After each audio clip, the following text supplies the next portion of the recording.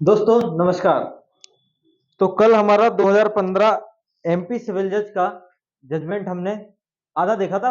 First part हमारा पूरा हो गया था, है ना। और पहले पार्ट पे हम कहाँ तक पहुंचे थे? तहसीलदार तक, है ना। हमने आयोग के बारे में भी बात कर ली थी और हमने किसके बारे में बात करी थी? जरा गेट लगा दो। और किसके बारे में बात करी थी हमने?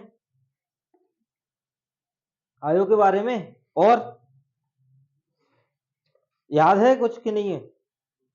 तहसीलदार पे थे हम कि नायब तहसीलदार की जो स्टेटमेंट होंगे, जो उन्होंने आइडेंटिफिकेशन किया है, उसके बारे में आपका क्या कहना है?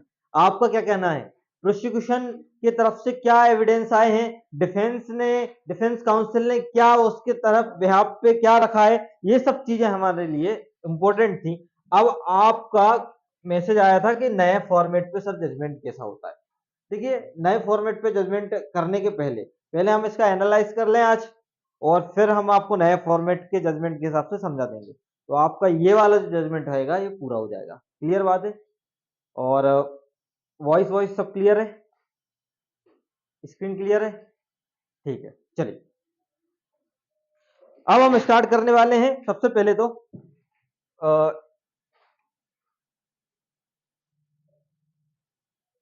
चलिए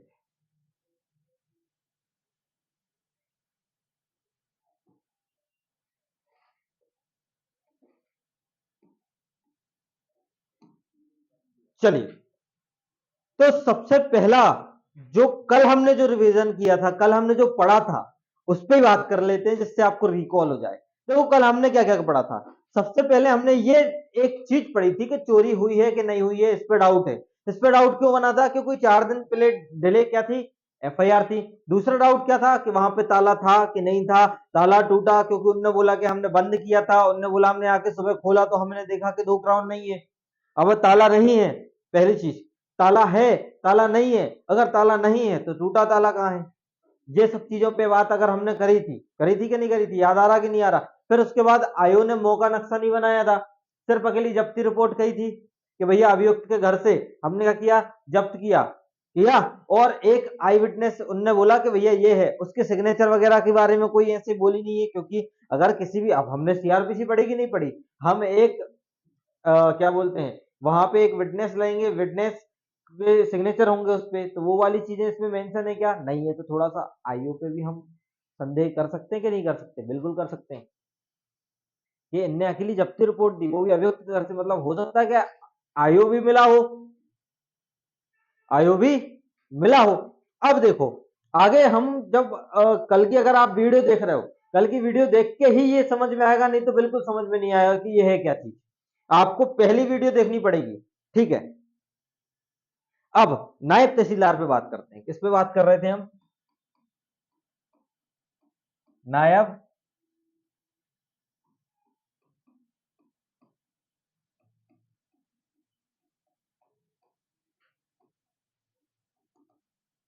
नायब तहसीलदार पे हम क्या कर रहे थे? बात कर रहे थे। नायब तहसीलदार, साक्ष्य क्रमांक कितना है? 5 है। कितने निपटा दिए अपन ने अभी? कितने कर दिए? कि 3 है कि 4 है? हैं? 5 है ना। राजा राम और ये तो हॉस्टाइल हो गए थे ना, इनके बारे में भी बात कर ली थी। क्योंकि ये दोनों विटनेस कौन है? ये दोनों वो विटनेस है जिसके सामने जब्ती रिपोर्ट तैयार की गई, उनके सिग्नेचर लिए गए, लेकिन आईओ ने इनके सिग्नेचर के बारे में कुछ बोला नहीं है कि नहीं? तो नायब तहसीलदार प्रोसिक्यूशन विटनेस नंबर कितना है? 5 है, 5 है। अब न्यायालय में परीक्षण में इनने क्या कथन किया? जब इनका चीफ हुआ तो इनने क्या कथन किया? आप लोगों को पता है, पेपर अगर आप लोग देख रहे हो तो इनने क्या बोला?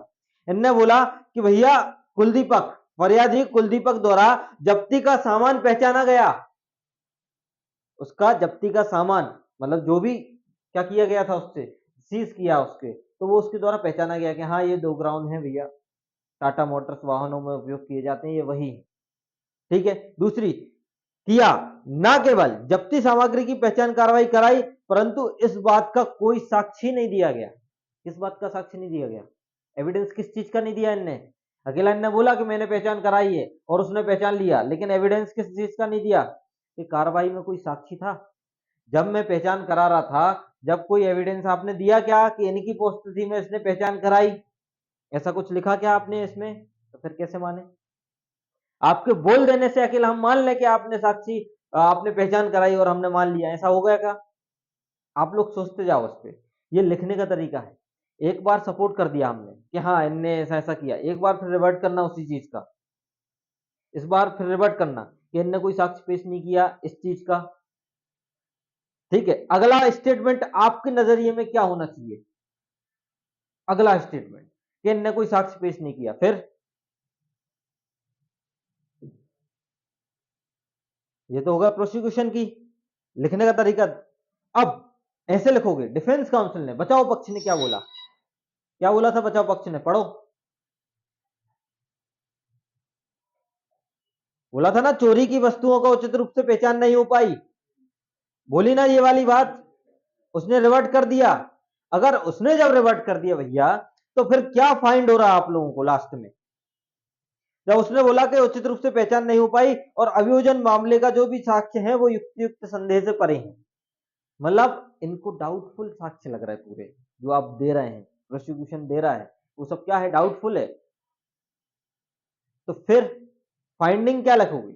अतः मतलब ये भी क्या है, खंडनीय नेचर के हैं। अगर इस पे भी अगर एविडेंस मिलता है डिफेंस की तरफ से, तो ये पक्ष किसके मामले में जाएगा? डिफेंस वाले में जाएगा। और अगर प्रोसिक्यूशन ला सकता है तो ये भी खंडनीय है। समझ में आ रहा है खंडनीय प्रकृति के? फाइंड यही हो रहा है, रिवर्टेबल रिवर्टेबल रिवर्टेबल जितने अपन ने करे अभी दोनों तरफ की से, मतलब दोनों का देखा हमने, इस तरफ की भी बात कर रहे हैं, इस तरफ की भी बात, नेचुरल जस्टिस की थ्योरी पे हमें काम करना है, दोनों को सुनना है। और इस बार तो मामला दमदार है, ऐसा भी नहीं है कि एक ही एक तरफ का चल रहा हो, वो भी बिल्कुल डट के मना कर रहा है, नहीं ऐसा नहीं हुआ था, नहीं ऐसा नहीं हुआ था, वो भी आजकल डटा है। अब एक चीज है ना, इसकी तरफ से कोई ऐसे हैवी साक्ष्य मिल रहे हैं जो चोरी प्रूफ कर दे, ना इसकी तरफ से कोई हैवी साक्ष्य मिल रहा है जो ये बोले कि मैं चोरी नहीं की। एक चीज तो समझ में आ रही है कि चोरी तो हुई है, आ रही कि नहीं आ रही, अभी भी डाउट है। इतनी स्टोरी पढ़ी, 5 तक पहुंच गए, 5 ही करे ना उनने पेश, आपको अब क्या लग रहा कि चोरी हुई है कि नहीं?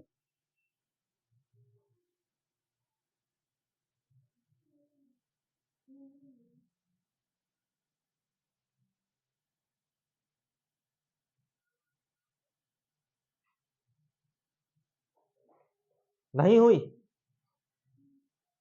नहीं हुई, कैसे? जब्ती हुई, 2 ग्राउंड उसके अभियुक्त के घर से मिले। अब बताइए।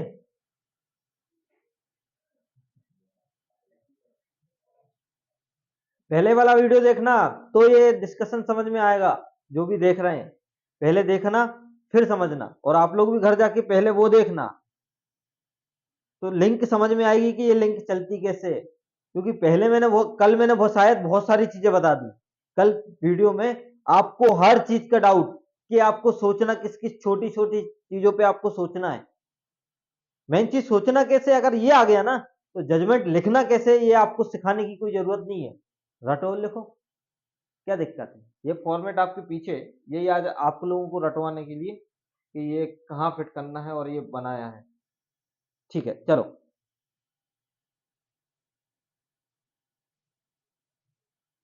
सबसे पहले क्वेश्चन उठा दें, कौन सा क्वेश्चन? चोरी हुई है तो कैसे हुई है, पहला क्वेश्चन। और पहली चीज तो मेरा मानना यह है कि आप चोरी मानोगे कि नहीं मानोगे, पहला क्वेश्चन तो मेरा ही है। चलो आज थोड़ा सा इस पे बात करते हैं, अभी जजमेंट खत्म नहीं हुआ है, अभी एफआईआर प्रूफ करनी है। क्या करनी है? अभी एफआईआर प्रूफ करनी है, क्योंकि अगर चोरी हुई है तो सबसे पहले क्या होगा,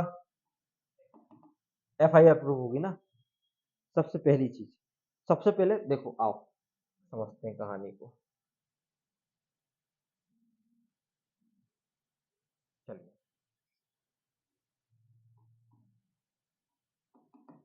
सिनोप्सिस है ना, सिनोप्सिस कैसे जाएगी इस जजमेंट की, कैसे जाएगी? पहली चीज, हम इंडियन एविडेंस एक्ट पढ़ते हैं, इंडियन एविडेंस एक्ट 101 ये बताता है बर्डन ऑफ प्रूफ, ये किसके ऊपर है? प्रोसिक्यूशन के ऊपर है। ये प्रूफ करे ना कि मेरी दुकान से चोरी हुई है कि नहीं है? और इसने कैसे प्रूफ किया, मतलब इसने तरीका क्या दिखाया है कि मेरी दुकान से चोरी हुई है?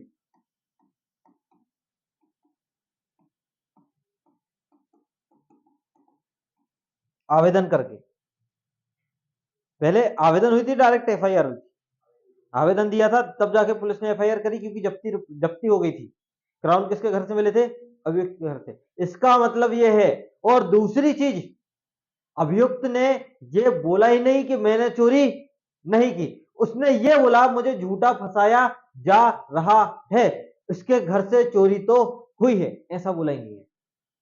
अगर वो व्यक्ति उस व्यक्ति को झूठा फंसा रहा होता, अभियुक्त को झूठा फंसा रहा होता, 4 दिन का प्लान बना के फंसा रहा होता, तो जो अभियुक्त है वो ये बोलता, पहली कंडीशन कि सर मैं घर पे था ही नहीं, ये क्राउन मेरे पास कहां से आया, पहली चीज। दूसरी चीज, ये मुझे झूठा फंसा रहा है, इसके घर से कोई चोरी नहीं हुई। तो भैया 2 क्राउन तुम्हारे घर से कैसे मिल गए?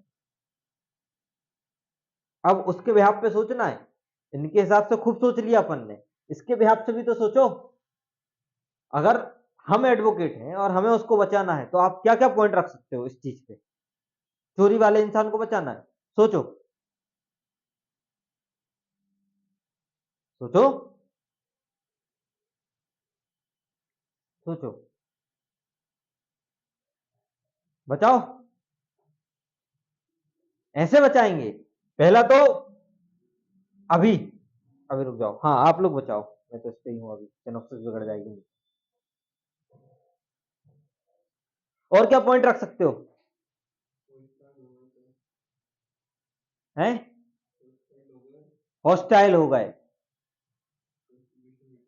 जब्ती इनने करी, और जो 2 साक्ष्यों के सामने जो जब्ती करी वो दोनों हॉस्टाइल हो गए। इसका मतलब आयो ने जो जब्ती करी वो प्रूफ कहां हो रही है अब, जब दोनों हॉस्टाइल हो गए?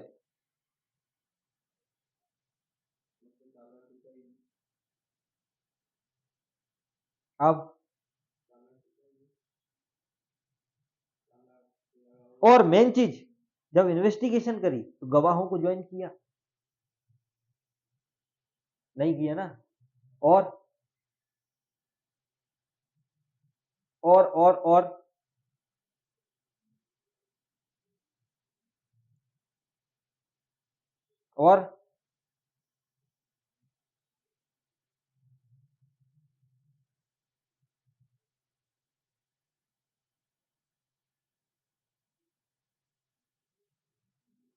और कैसे बचाओगे? पोजीशन। और क्या बताओगे? पोजीशन। पोजीशन से बचा सकते हो कि नहीं बचा सकते हो? कि आपके पोजीशन से चीज गई, और आपके पोजीशन से जब वो चीज गई और आपको 4 दिन बाद याद आ रहा है, या तो इसका मतलब ये है कि आपने 4 दिन बाद दुकान खोली, ये तो आपने बोला ही नहीं। अगर हमने ये बोला कि 4 दिन डिले एफआईआर कराई, तो आप ये बोल सकते थे कि 4 दिन तो सर मैं बाहर था, मैंने चौथे दिन ही दुकान खोली तो मुझे पता चला कि मेरे 2 ग्राउंड नहीं है, ऐसा डिफेंस लिया क्या? फिर देखो, उसके तरफ से भी अपन अच्छा सोच रहे हैं, उसको बचाना भी है और आपको लिखना भी है। चलो अब बात करते हैं, मतलब आप लोग बचा रहे हो कि फंसा रहे हो, क्या कर रहे हो? कन्विक्शन कौन करना चाहता है, एक्विटल कौन करना चाहता है? बताओ। दोष सिद्ध या दोष मुक्त? दोष मुक्त, सभी दोष मुक्त, दोष सिद्ध कोई नहीं। चलो कोशिश करते हैं कि दोषी बना लें, चलो कोशिश करते हैं। चलिए, पहली चीज, पीडब्ल्यू1 की कंप्लेंट प्रूफ हो रही कि नहीं हो रही? हो रही ना? कोई ये तो बोल ही नहीं रहा कि चोरी नहीं हुई, कोई ये तो बोल ही नहीं रहा कि उसको 2 क्राउन नहीं गए, कोई ये तो बोल ही नहीं रहा कि उसके घर में कोई घुसा नहीं, ऐसा कुछ तो डिफेंस आया नहीं। हम इतना प्रिजम्पशन ले सकते हैं, हम इतने ज्यादा भी नहीं ले सकते कि स्टोरी से भटक जाए, पहली चीज। अब कंप्लेंट प्रूफ हो रही कि नहीं हो रही, दूसरी चीज, आईओ के स्टेटमेंट, दूसरी चीज किसके? आईओ के स्टेटमेंट, टेस्टमनी, इस पर रिलाई कर रहा है कि नहीं कर रहा है आप? वो बोल रहा ना मैंने जब्ती करी सर, बिल्कुल करी, 2 क्राउन पकड़ के आया, लेकिन जिन गवाहों के सामने करा वो तो क्या हो गए, हॉस्टाइल हो। और मैंने एक पॉइंट बोला था कि टेस्टिमनी पे कोई इफेक्ट नहीं पड़ेगा, केस की स्टोरी पे पड़ सकता है। टेस्टिमनी पे कोई इफेक्ट नहीं पड़ेगा, मतलब इसके स्टेटमेंट पे, आईओ के स्टेटमेंट पे कोई इफेक्ट पड़ेगा क्या, जब्ती रिपोर्ट पे कोई इफेक्ट पड़ेगा क्या, केस पे पड़ सकता है, केस पे पड़ सकता है। दूसरी चीज, जो आपका प्रोसिक्यूशन विटनेस है उसने ऐसा कुछ बोला ही नहीं। अब देखो ये हो गया पक्ष, इसको बोलते हैं अपन सपोर्ट, वो मैं टेबल नहीं बना रहा हूं, समझ लेना आप लोग, है ना। ये सपोर्ट रिवर्ट करने के लिए क्या था, रिवर्ट करने के लिए एक तो एफआईआर 4 दिन डिले, एफआईआर कितने दिन डिले, 4 दिन डिले है, और इसके बाद उनने कुछ बोला ही नहीं, इसके बाद उनने कुछ बोला ही नहीं। फिर ये वाली चीज समझ में आई। चलो नेक्स्ट, कोरोबरेट करती है, सब्सटेंस प्रूव नहीं होती, कोरोबरेट तो कर रही है ना, चोरी को तो हुई है। देखो एप्लीकेशन लगी, एप्लीकेशन के बाद जब्ती वगैरह, एफआईआर हुई, प्रकरण नंबर मिला, सब चीजें आपको समझ में आ रही हैं। अब देखो होता क्या है, दो चीजों पे हमें सोचना है। क्या जब भी हम एप्रिसिएशन लिखते हैं जजमेंट राइटिंग में, क्या लिखते हैं हम जब भी एप्रिसिएशन लिखते हैं, तो एप्रिसिएशन लिखने की मेथड ये है कि किसने क्या कहा और किस बिहाफ पे कहा, किसने क्या कहा मार्शलिंग होती है, और किस बिहाफ पे कहा, क्या चीज मिल रही है, क्या चीज को प्रूफ करना, ये एप्रिसिएशन होता है। मैंने स्टार्टिंग में, अगर आपको पता है, 3 पैटर्न बताए थे, फर्स्ट पार्ट, सेकंड पार्ट और थर्ड पार्ट, और नाम मार्शलिंग का भी बताया था कि किसने क्या कहा अकेला, आप ये समझ लो कि जैसे कि प्रोसिक्यूशन, अब मैं अगर जैसे कि आप अगर जजमेंट लिखना चाहोगे नए पैटर्न के आधार पे भी बता रहा हूँ, या अपन सीधा बोलोगे किसने क्या कहा, प्रोसिक्यूशन विटनेस ने ये वाली चीज बोल दी, फिर दूसरा विटनेस आएगा प्रोसिक्यूशन विटनेस नंबर 2, उसने ये वाली चीजें बोल दी, तीसरा आएगा प्रोसिक्यूशन विटनेस नंबर 3, उसने ये वाली चीजें बोल दी। इस तरीके से किसने क्या कहा आप समझ गए। अब इसी में DW1 भी तो आएगा, डिफेंस विटनेस जो आपका रहेगा, तो वो भी तो इसका विरोध करेगा, विरोध करेगा तो लिखो ना उसके नीचे, क्या दिक्कत है।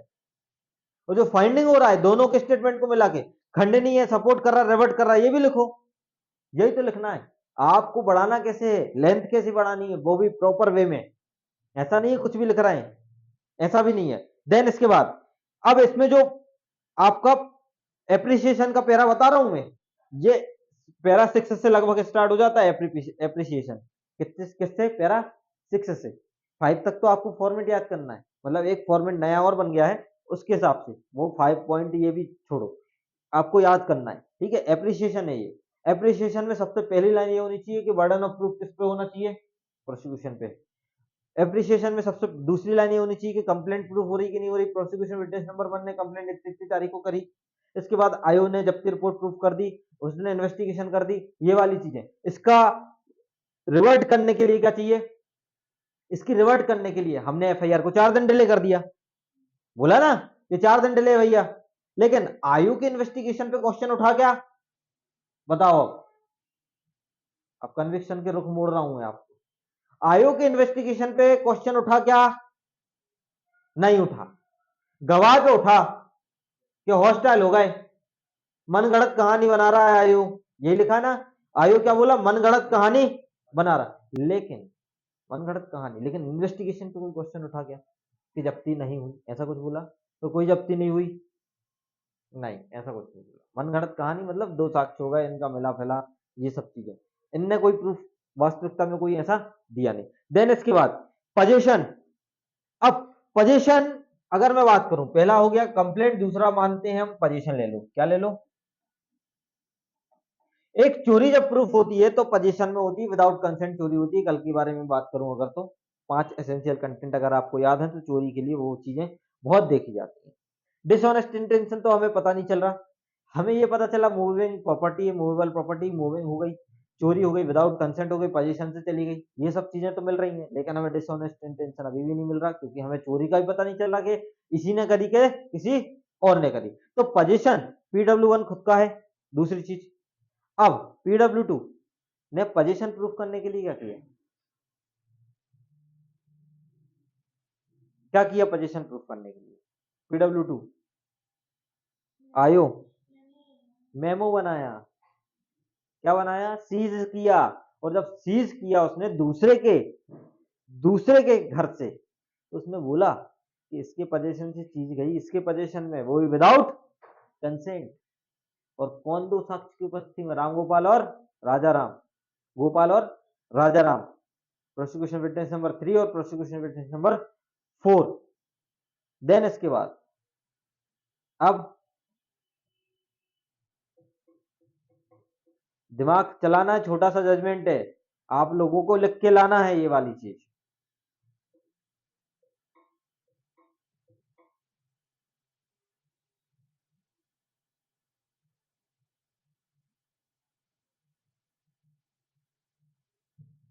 बताओ क्या करें अब?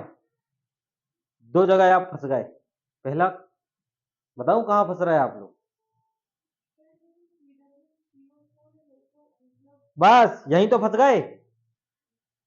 इनने, आयु ने बोला मैंने PW3 और PW4 गोपाल और राजा राम की उपस्थिति में क्या कराया, जब्ती रिपोर्ट। उनने बोला एविडेंस में समर्थन ही नहीं किया, हॉस्टाइल हो गए। अब अगर हॉस्टाइल हो गए तो क्या करें? बस अब कौन सा एविडेंस का सेक्शन इस पे खेलेगा आपका? अगर एविडेंस पे पकड़ होगी जिन स्टूडेंट की, वो अभी क्लिक कर देगा। 114 पढ़ा है, प्रिजम्पशन, 114 का प्रिजम्पशन लिया जाएगा। उसमें लिखा hostile witness no reason to believe, no reason to believe. Hostile witness पर विश्वास करने का कारण है ही नहीं, नहीं है ना, तो उन पे विश्वास किया जाए। पहली चीज, क्योंकि वो आयो ने रिप्रेजेंट किया है उनको, डिफेंस को भी नहीं पता, इनको भी नहीं पता। और दूसरी चीज, हॉस्टाइल विटनेस में जब भी आप गवाहों को ज्वाइन नहीं किया जा सकता इन्वेस्टिगेशन में, एक होगा दो होगा, उनने तो सिग्नेचर, मेन चीज सिग्नेचर भी तो प्रूफ नहीं कर रहे वो, कि हम हस्ताक्षर ही प्रूफ करवा दें। वो तो सीधा उनने बोला कि नहीं, ऐसा कुछ है ही नहीं। अब जब जजमेंट आपके सामने आ जाएगा ना, तो आपको पूरी बुद्धि खुल जाएगी आज हिंदी में, पूरी बुद्धि। जितना मैं बोल रहा हूं ना कि ये सर ऐसा क्यों बोल रहे हैं, कहां से बोल रहे हैं, हमें तो ऐसा दिमाग मेरा चल ही नहीं रहा है, तो ये सब खुलेगा आज। ठीक है, इसके बाद रंजिश झूठा फंसाया जा रहा है, ये तो उन्होंने बोल दिया, लेकिन उसने ये बोला कि मेरे पोजीशन से नहीं मिली चीज, ऐसा कुछ बोला। देखो मेरी बातों को बिल्कुल लेना, लॉ पे चल रहा हूं अभी, है ना। ऐसा कुछ मना किया कि मेरे पोजीशन से नहीं मिली। और क्वेश्चन हमारा क्या है, मतलब पोजीशन से गई, और पोजीशन से गई मतलब FIR तो हुई, मतलब चोरी तो हुई। अब आप सुनना बात, अभी सुनना, आप लोगों के पूरे जितने भी क्वेश्चन सबके आंसर है मेरे पास। FIR तो हुई, लेकिन अगर इसके पोजीशन में आई, DW1 मतलब जो अक्यूज पर्सन है उसके पोजीशन में आई, तो इसने मना क्यों नहीं किया कि सर मेरे पोजीशन से ये वाली चीज नहीं हुई? तुम अकेला एक ही चीज झूठे रंजिश के कारण मुझे झूठा फंसा रहे हो, एविडेंस दो ना कि मेरे पोजीशन से नहीं गई है। समझ में आ रही बात कि नहीं आ रही? प्लस पॉइंटिंग में चल रहा अभी भी, कौन चल रहा? FIR करने वाला फरियादी कुलदीपक साहब, नाम भी बढ़िया है यार, कुलदीपक, ठीक है। कुलदीप तो सुना था, कुलदीपक नहीं, मैंने भी। हाँ, और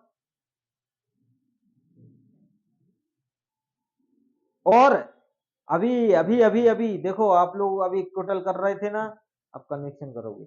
दूसरी चीज, इस बात का कोई जिक्र ही नहीं है कि घर उसका नहीं है जहां उसका सामान मिला। ऐसा बोला क्या, मेरे घर से नहीं मिला, ये घर मेरा ही नहीं है, किसी और का होगा सर, उसके घर से मिले 2 ग्राउंड, ऐसा बोला।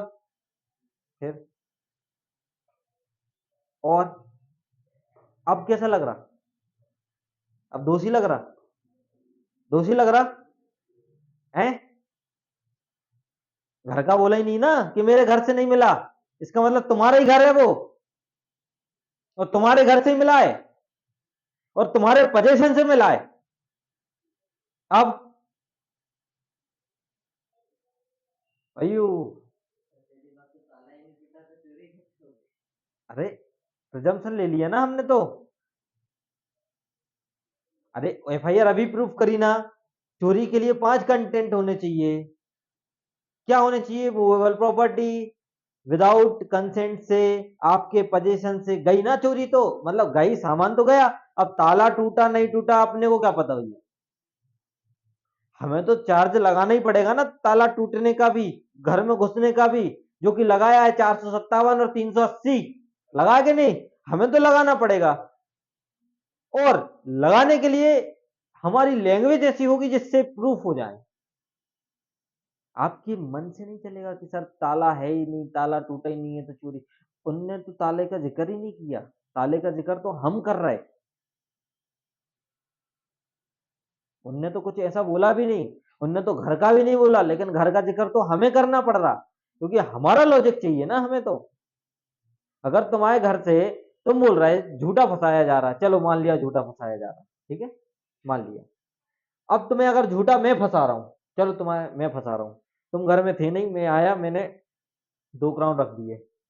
मैं 4 दिन से यही देख रहा था तुम कब बाहर जाते हो। क्लियर बात है ना? हो सकता तुम नहाने गए हो और मैंने घर में आके रख दिया। घर तो तुम्हारा है ना, घर तो तुम्हारा है या नहीं है? तो तुम ये डिनाई पहली चीज कर नहीं रहे कि ये वस्तु मेरे पास, मुझे नहीं पता, झूठा फंसाया जा रहा। इसका मतलब तुम्हें पता है कि रंजिश इसने रची है कोई ना कोई, तभी मैं झूठा फंस रहा हूं। ना तुम ये डिनाई कर रहे हो कि घर मेरा नहीं है, ना तुम ये डिनाई कर रहे हो कि पोजीशन मेरा नहीं था, ना तुम ये डिनाई कर रहे हो कि जो डॉक्यूमेंट हैं वो लीगल प्रोसीडिंग में जा रहे हैं। आपने कोई डॉक्यूमेंट भी तो नहीं दिए कि दिए? उनने सब क्या बोला? ऐसा नहीं है, ऐसा नहीं है, ऐसा नहीं है। अरे नहीं है, व्यक्ति झूठ बोल सकता है, साक्ष्य नहीं। उसने तो दिया ना साक्ष्य अपना। क्या दिया? 7,000 रुपए के 2 क्राउन गए हैं सर, गए। एफआईआर प्रूफ हुई, हुई कि नहीं हुई? कोरोबरेट कर रही उसके तो, उसको तो कोरोबरेट कर रही। आईओ की जब्ती रिपोर्ट कोरोबरेट कर रही है। हॉस्टाइल विटनेस उसके पक्ष में जा सकते हैं कि सिग्नेचर नहीं है, विग्नेचर नहीं है, तो इसको भी मैंने प्रूफ कर दिया। मतलब मैंने नहीं, आप लोगों ने प्रूफ कर दिया। और आइडेंटिफिकेशन के बारे में क्या कहना है आपका? चलो सबके बारे में बात हो गई। नायब तहसीलदार और बच्चे, इनके बारे में और देख लो। ये आइडेंटिफिकेशन के बारे में बात और कर लेते हैं।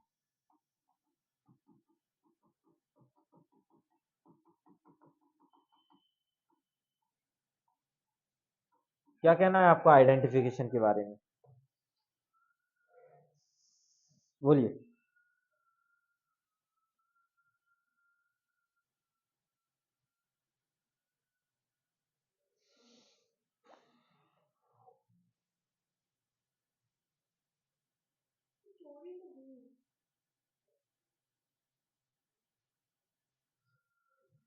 हो गई? अब हो गई। आइडेंटिफिकेशन के बारे में 2 चीजें कह सकते हैं आप। पहली चीज, जो नायब तहसीलदार साहब ने बोल दिया टेस्टामनी, उसका रिवर्ट कहां है? उसका रिवर्ट कहां है? स्टेटमेंट का रिवर्ट कहां है? आप ये बोल रहे हैं कि आइडेंटिफिकेशन नहीं करवाई गई, लेकिन उनने तो स्टेटमेंट दिया, उसका रिवर्ट कहां है? और उस पर कोई एविडेंस दिया क्या? नहीं। अब बताओ भैया, कन्विक्शन करूं कि इक्विटल? पहली वीडियो में हमने क्या किया था? इक्विटल करने की कोशिश करी, और आज की वीडियो में हमने कन्विक्शन करने की कोशिश कर ली। अब बाकी आपका ओपिनियन क्या है मैं नहीं जानता, आप क्या दिमाग लगाते हो मैं नहीं जानता। आप मुझसे अच्छा दिमाग लगा सकते हो, बिल्कुल लगा सकते हो। उसकी तो बिल्कुल सराह, क्या बोलते हो उसको, सराहनीय काम है ये। अगर आपने मेरे क्रॉस कर दिया या कुछ भी कर दिया। देखो, 2 तरीके के लोग होते हैं इस संसार में। 2 तरीके के मतलब, एक ऐसे जो बात पे बात रखें लेकिन लॉजिकली हो, और एक ऐसे जो लॉजिकली बात ही नहीं करते हो, हवा में कर दें। ठीक है, जैसे कि मैंने रीजन टू बिलीव जब मैं समझाता हूँ आईपीसी में, तो रीजन टू बिलीव दो तरीके का ही मानते हैं, एक जमीन पे होता है, एक हवा में होता है। मुझे विश्वास है कि मैं एक दिन अमिताभ बच्चन जी से जरूर मिलूंगा, ये हवा है, ये आपका रीजन टू बिलीव नहीं है ना। ऐसी ऐसी बातें जजमेंट में नहीं लिखना। विश्वास करने का कारण है क्या आपके पास, कि वो हॉस्टाइल जो विटनेस हैं, जो विटनेस हैं, वो लीगल प्रोसीडिंग में अगर आ जाते तो सपोर्ट हो जाता, ऐसा कुछ है क्या, मुझे बता दो। अच्छा चलो, आईओ ने दो विटनेस के सिग्नेचर कराए, ये आ भी गए, हाँ सर हमारे सामने जब्ती हुई, अब और अब ये हॉस्टाइल भी हो गए, फर्क पड़ रहा है अभी कुछ, मुझे तो इतना बता दो। क्यों? क्योंकि लीगल डॉक्यूमेंट प्रोड्यूस करने से फर्क पड़ता है, आपके स्टेटमेंट से फर्क नहीं पड़ता है। लीगल डॉक्यूमेंट तो प्रोड्यूस हो गया ना, हाँ, लेकिन आयोग की एक कमी का डिफेंस वो ले सकता था, कौन ले सकता था? डिफेंस काउंसिल, जो कि उसने लिया, लेकिन उस पर एविडेंस पेश नहीं किया। उसने बोला कि मनगढ़ंत कहानी है। अरे मनगढ़ंत कहानी तुम बोल तो जरूर रहे, लेकिन तुम्हें यह बोलना चाहिए ना कि हॉस्टाइल विटनेस के साइन नहीं है सर, हॉस्टाइल विटनेस के साइन तो मतलब करवाइए कि वही है जो हॉस्टाइल हुए हैं, वही है, क्योंकि वो तो कोर्ट में आए, और कोर्ट में आए तो उन्होंने बोला हमें नहीं पता सर, और तुम्हें नहीं पता तो ये सिग्नेचर कौन ने कर दिए, और अगर सिग्नेचर नहीं करे तो तुम थे क्या। बहुत सारे क्वेश्चन बन गए। इसलिए फिर जब्ती कैसे प्रूफ करोगे कि हमने दो एविडेंस के साथ, दो विटनेसेस के सामने करे? अपने नायब तहसीलदार साहब ने किसी के सामने करा क्या आइडेंटिफिकेशन? नहीं करा, इसके बारे में क्यों नहीं बोला? डिफेंस काउंसिल साहब इसके बारे में क्यों नहीं बोला? बोलना चाहिए था ना। आपने ये बोला आइडेंटिफिकेशन नहीं हुई प्रॉपर तरीके से, तो उसके तो स्टेटमेंट प्रूफ हो रहा है खुद अपने आप में, क्योंकि तुमने कुछ एविडेंस नहीं दिए। अब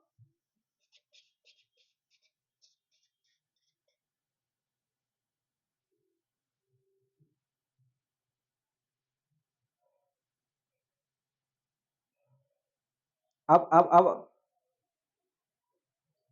एक,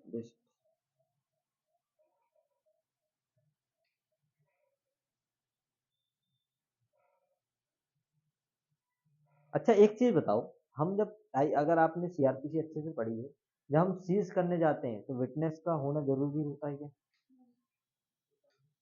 बिल्कुल जरूरी होता है क्या? उन्हीं के सामने सीज करनी पड़ती चीजें। No public person.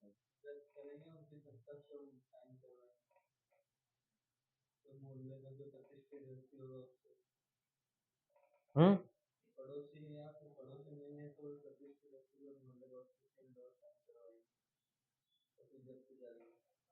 एक केस पढ़ के आना कल आओ, Rupchand versus state of Haryana, आपको इसका आंसर मिलेगा वहां पे। रूपचंद्र वर्सेस, हाँ, Rupchandra versus state of Haryana, उसमें लिखा है कि ज्वाइंट गवाहों का, ज्वाइंट गवाह जो रहते हैं, ज्वाइंट गवाह मतलब दो, जैसे यहाँ पे मिले, अपन पूरा जब अभी जजमेंट देखेंगे, उसमें लिखा है कि make police doesn't make seizure witness,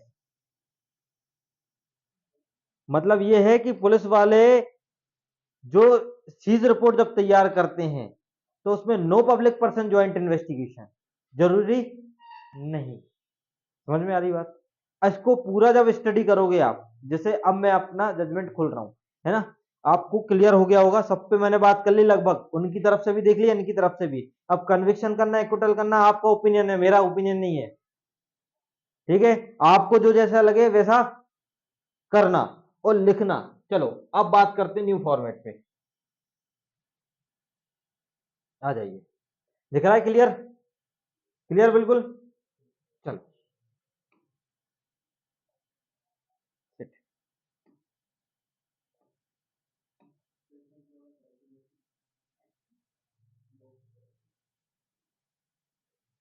चलो भैया, ये एक है, मार्जिन यहाँ पे छोड़ना ही है अपने को, किसी भी कीमत पे मार्जिन छोड़ना पड़ता है जजमेंट लिखने के लिए। ये जो आपका लिखा है टेबल, ठीक है, क्या लिखा है? सक्षम न्यायालय, ठीक है, जो आपका सक्षम न्यायालय है वो देखना मेरे पास हार्ड कॉपी में, हार्ड कॉपी का है इसकी, PDF दो।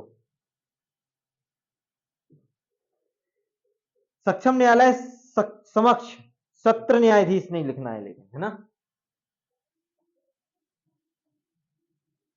आपका कौन सा सक्षम न्यायालय है? जुडिशियल मजिस्ट्रेट फर्स्ट क्लास, प्रथम न्यायिक मजिस्ट्रेट। कौन है आपका? प्रथम न्यायिक मजिस्ट्रेट। सेशन भी हो सकता है, लेकिन अपने को जो आता है एमपीसीजे में, तो यहाँ पे ये लिखना है। निर्णय की तारीख जो इसमें ये लिखा है, ठीक है, तो इसके पहले जो अपना चलना चाहिए, निर्णय की तारीख नहीं,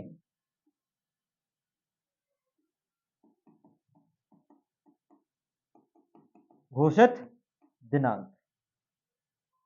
क्या लिखना चाहिए? घोषित दिनांक। ये ज्यादा अच्छा लगता है।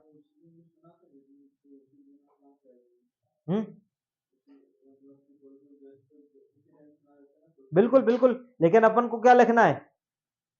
पेपर, वो पेपर में घोषित दिनांक, डैश डैश। समझ में आ रही बात? जो अपने को करना है पेपर में। तीसरी चीज आ जाते हैं इस पे। हाँ, ये क्या लिखा है आपका? प्रथम सूचना रिपोर्ट अपराध प्रकरण थाने का विवरण।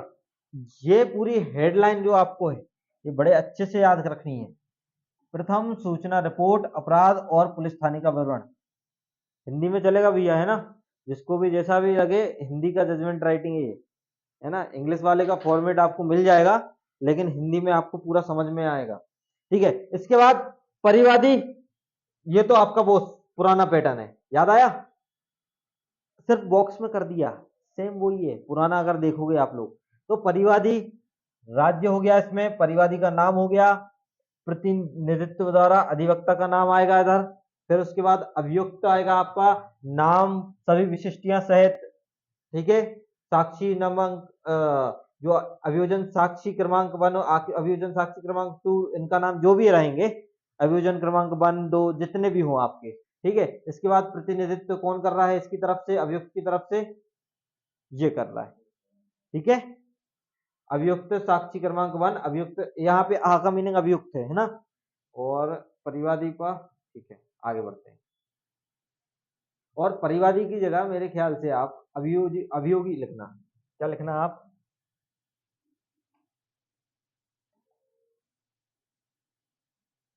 परिवादी सिविल में ठीक लगता है ना। अभियोगी लिखना,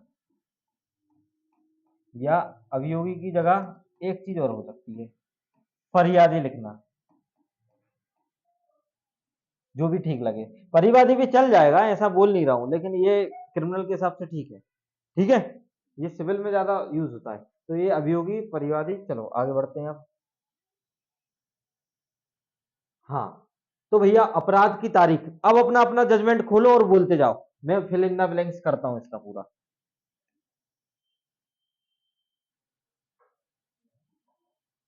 चलो बोलो,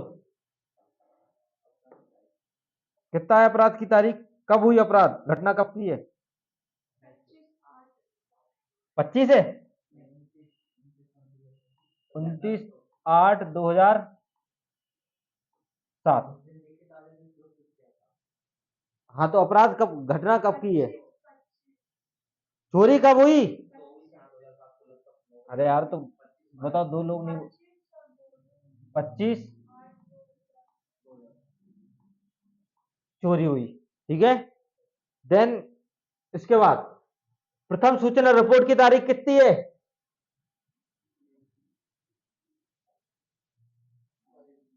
29 है, 4 दिन डिले है ना। चलो, इसके बाद आरोप पत्र की तारीख कितनी है? दिया है क्या? दिया है आरोप पत्र? नहीं ना, कि दिया है कि नहीं दिया ना, छोड़ दो। और जो जो दिया है वो लिखना है, जो जो नहीं दिया है वो नहीं लिखना, पेपर में छोड़ के आना। फालतू मन से भर के नहीं आना कुछ भी। एक्स वाई जेड चलता रहता सब, ठीक है। आरोप की विरचना की तारीख हमें नहीं पता, दिया है क्या उसमें? नहीं दिया, छोड़ दो। साक्ष्य प्रारंभ किए जाने की तारीख है क्या? नहीं है, छोड़ दो। निर्णय सुरक्षित किए जाने की तारीख है क्या? नहीं पता हमें, छोड़ दो। निर्णय की तारीख पता है हमें क्या? नहीं पता, छोड़ दो। और दंडादेश दिए जाने की तारीख नहीं पता, छोड़ दो। क्लियर? दो थी, हमने दो मेंशन कर, बात खत्म। क्लियर? चलो आगे बढ़े। प्रकरण क्रमांक आएगा, तारीख नहीं। और हाँ, जब भी जजमेंट लिख रहा है, अच्छा अच्छा याद दिला दिया, यहां पे आता है,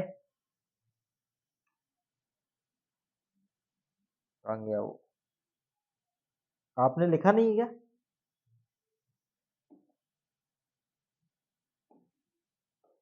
यहाँ पे प्रकरण क्रमांक, संचित दिनांक, रजिस्टर्ड नंबर, ये सब चीजें किसमें आती हैं?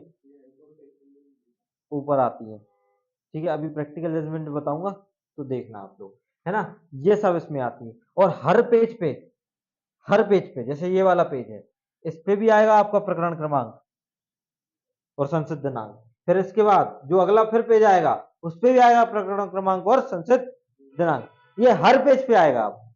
और ऊपर संख्या आएगी, यहाँ पे जैसे 4 है, यहाँ पे जैसे 4 नंबर पेज आ गया, ठीक है, ऊपर और ऊपर जाएंगे तो 3 नंबर पेज आ जाएगा। ये सब चीजों पे ध्यान देना है इसमें। देन इसके बाद आ जाइए आगे। हाँ, अब ये जो है अभियुक्त की श्रेणी, आप भरते हैं ना, जो जजमेंट में है वही मेंशन करना है, जो नहीं है वो बिल्कुल नहीं करना है। अभियुक्त की श्रेणी,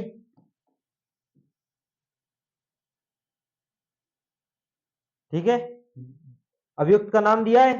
नहीं। एबीसीडी दिया है तो एबीसीडी लिख देना। गिरफ्तारी की तारीख खाली छोड़ दो।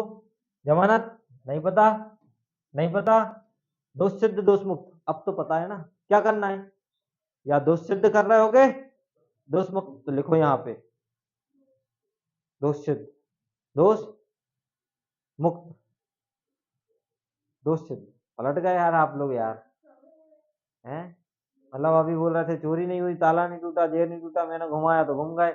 मैं घुमा देता हूँ, कल की वीडियो में क्विटल करा दिया तो क्विटल हो गए, आज कन्विक्शन करा दिया तो कन्विक्शन हो गए। खुद का ओपिनियन क्या है? अब अगला जो जजमेंट होगा उसमें आप लोग यहां आओगे, मैं नहीं, आप लोग भी आओगे, मैं नहीं आऊंगा, क्योंकि 7 वीडियो डल चुकी है जजमेंट, 7 क्लासेस हो गई जजमेंट। लोग 15 दिन में सिविल और क्रिमिनल दोनों निपटा देते। क्यों? फॉर्मेट याद करा देते हैं। मैंने तो सिर्फ अकेला सोचने पे टाइम दे दिया आप लोगों को, सोच लो, क्योंकि जहां सोच वहां जजमेंट है ना। तो ये वाली चीज याद रखना। चलो, हाँ, यहां पे भी तो लिखोगे, यहां पे भी तो लिखोगे क्या है अपराध, 380 और 400,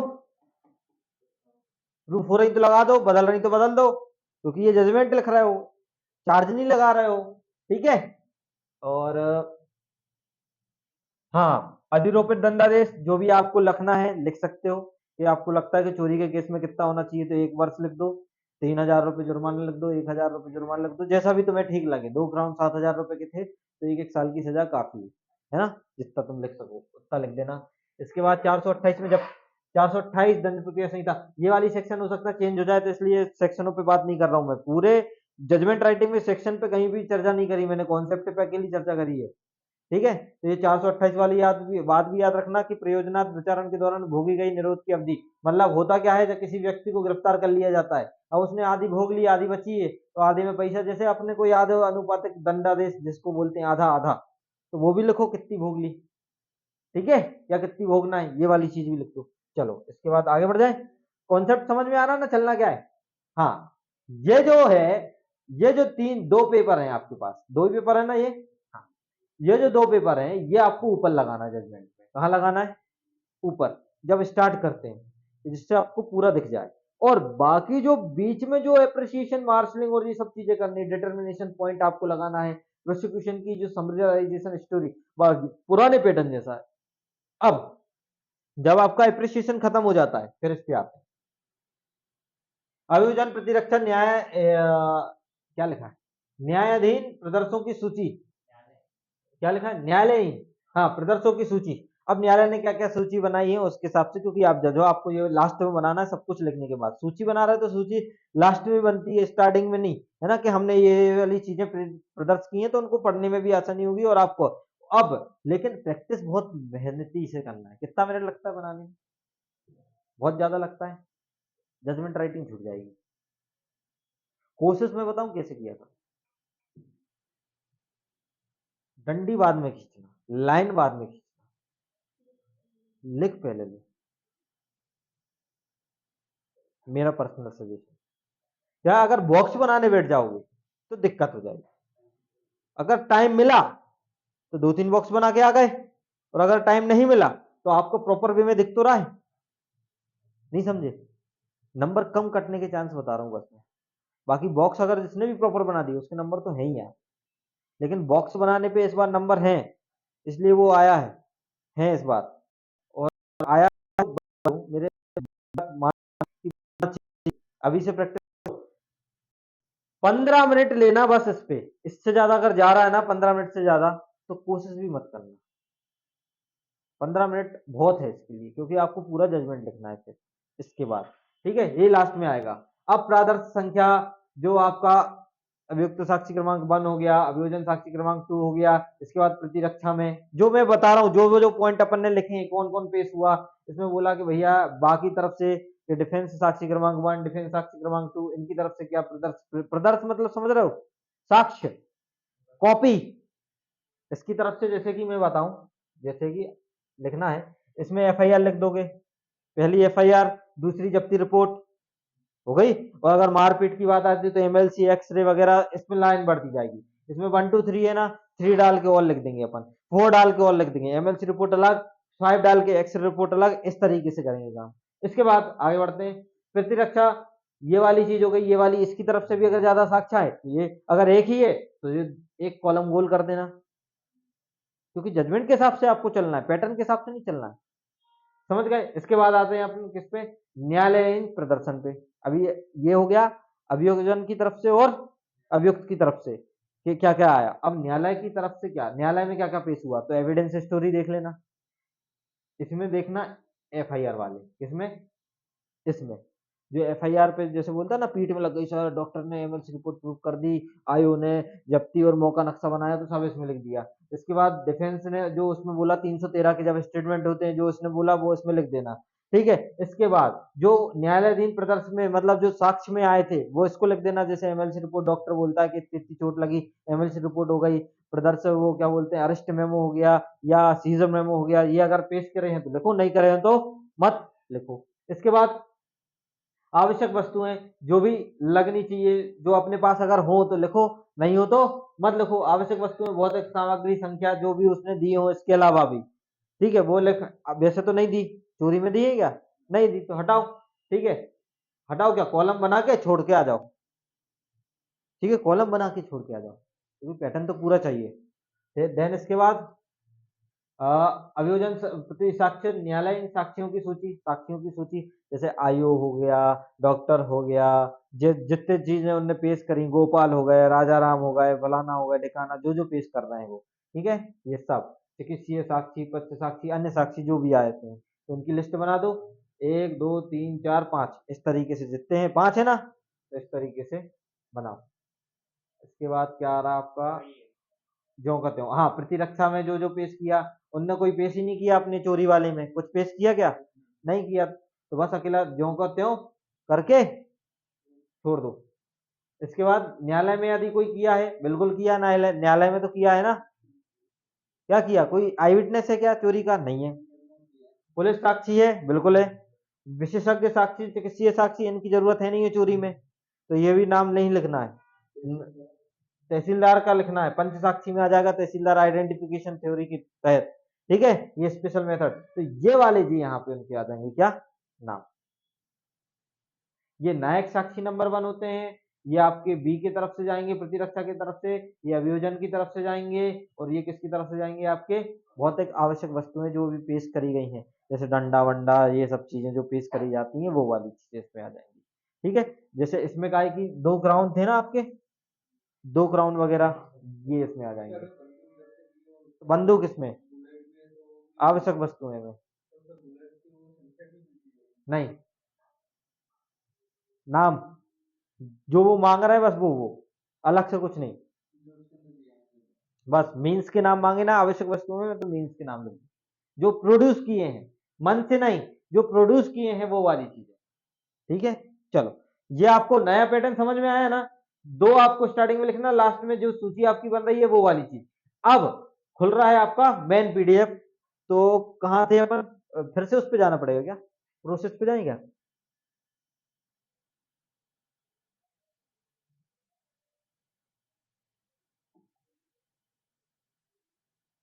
करूं क्लिक, डिलीट है, कहाँ गया, अरे यार ब्राउजर में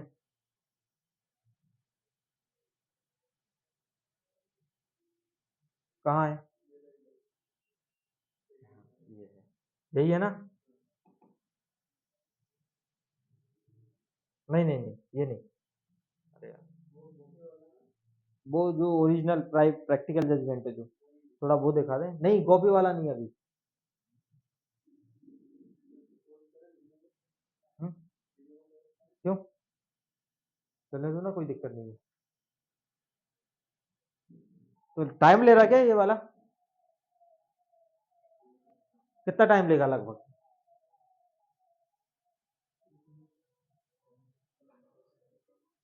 नहीं नहीं नहीं नहीं पॉज मत करना, कोई दिक्कत नहीं है, हो जान दो, इतना तो मैनेज करना है, सीखना है तो मैनेज करना पड़ेगा।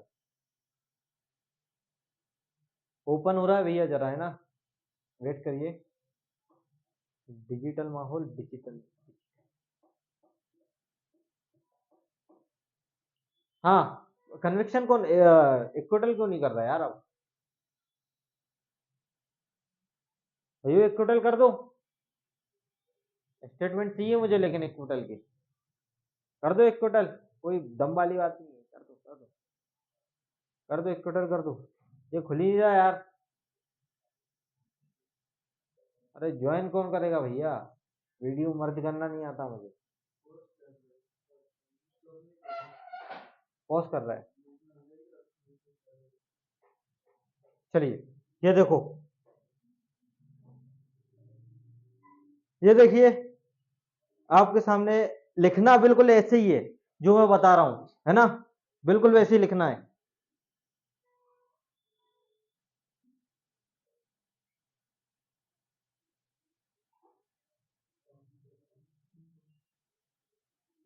लिखना बिल्कुल वैसे ही है भैया, है ना, कोई ज्यादा लोड लेना नहीं है, लिखना वैसे ही है।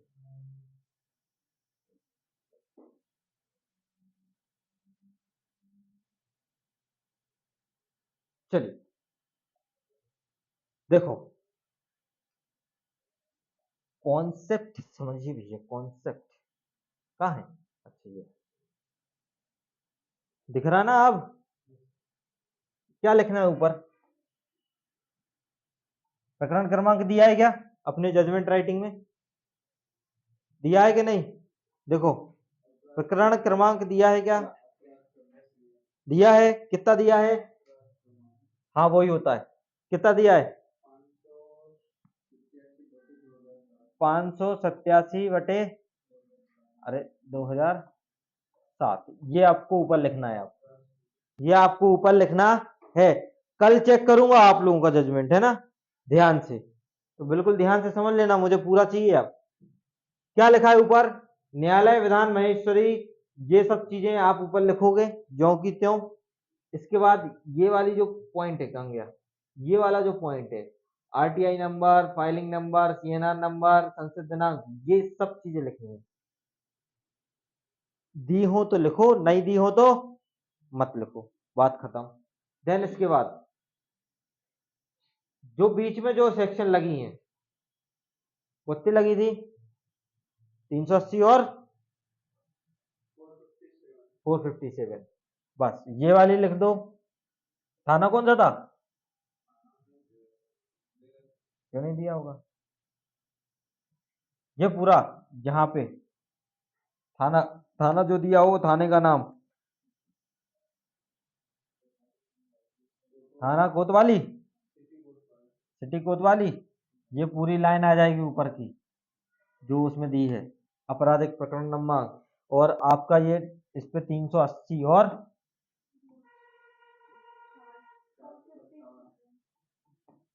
ठीक है। अब ये हो गया, इसके बाद देन आगे आ जाते हैं। देखो आई वही वाली चीज, परिवादी लिखना लिखो, नहीं देखो अभियोजन भी लिख सकते हो, फरियादी भी लिख सकते हो, परिवादी भी लिख सकते हो, मना नहीं है ना, लिख सकते हो। परिवादी लिखना तो परिवादी लिखो, ठीक है। ये वाली चीज हो गई, ये वाली चीज समझ में आ गई। इनके नाम है नहीं है तो लिखना है नहीं है।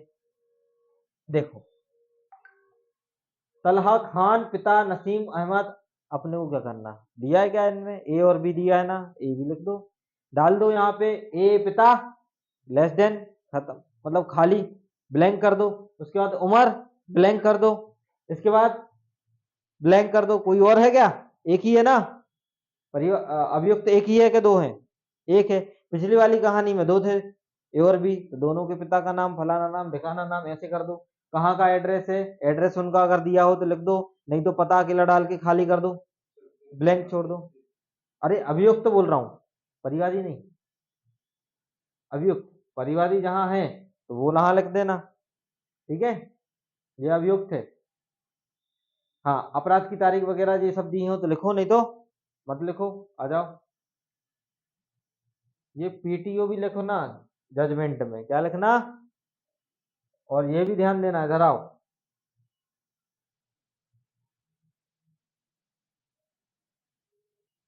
ये उनका कहलाता एक पेज, कौन सा पेज है ये, कोशिश करना ये सब एक पेज में आ जाए, ऐसा ना आ जाए जैसे अपन बना देते ना सुंदरता के चक्कर में बड़ी बड़ी चीजें, ऐसा नहीं, एक पेज में ऊपर एक लिखा है ना, और एक ऐसे ही लिखना, इधर मत लिख देना एक, और इतना मार्जिन छोड़ना है इधर, और इतना मार्जिन छोड़ना है इधर, दोनों साइड।